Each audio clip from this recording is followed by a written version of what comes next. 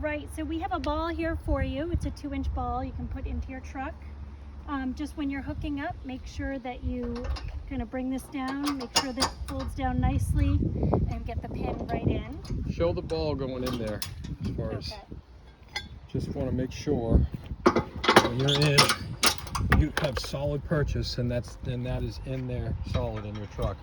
The mistake can be made where it doesn't make good connection, and that's costly to everybody. So that's probably the most important thing that we're going to tell you, but go ahead, Aim.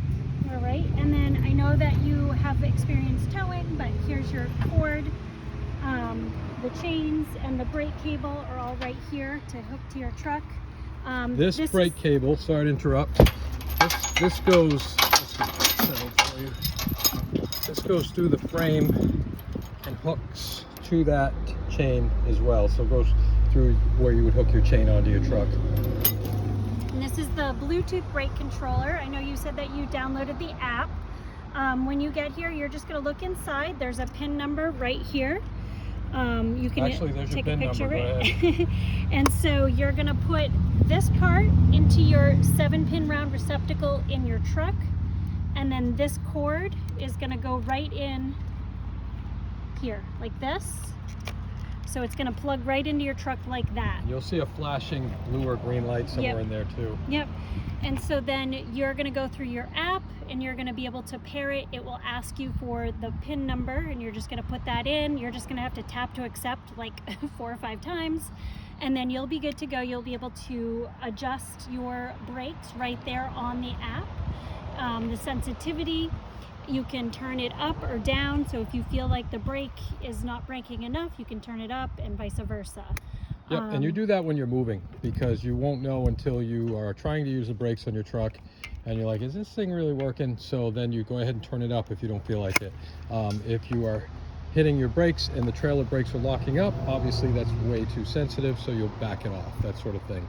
All right, so on to what do you do when you're setting up? This is the number one thing. Well, we have a list for you right here. These are all the steps you're going to take to set up the camper. All right, so here. never take your camper off the truck without chalking the tires like so. Most campsites are pretty level, but still safety first. He's gonna be at... Oh yeah, you're gonna be at Loudon, and so we've got tons of blocks in here for you, and you could end up using them. So the way to level left to right, the left to right is literally you have to back over blocks. So you would place a block in there and you will back over that. We found that backing over works better than trying to pull forward onto it. And where we place the level is open the door. So you're gonna lift this up, flip it open. And I actually, without putting the stairs down, put it right here. And you'll see that right now we are pretty close to level because that's our parking lot. But we would want to go ahead and actually that block that we have is the one I would use to level this right now here. So left to right is with driving over it. Front and back is real simple. It's just a matter of using that jack stand like so. And then located in here are all of these. If you have a drill with a 3/4 inch bit, that's way faster. But you just place that in there and put a block underneath and use those. If you don't use the stabilizing bars, then it's going to be a little bit more rocking and so forth. So that's really what those are all about. You don't use the stabilizing bars to jack the camper up.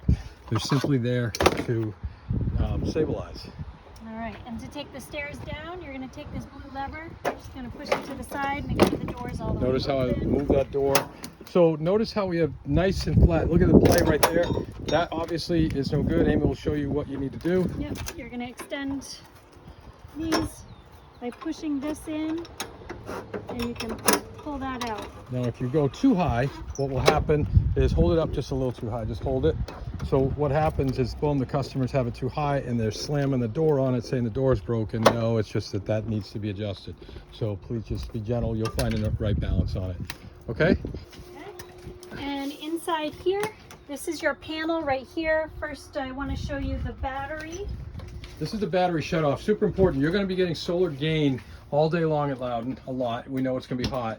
So right now this battery is shut off. Amy's turning it on. Push it in, turn it to the side, and the battery turns on. Where's that your- will give you lights and refrigerator. Where's the gauge on that? It's right here. Oh, sorry.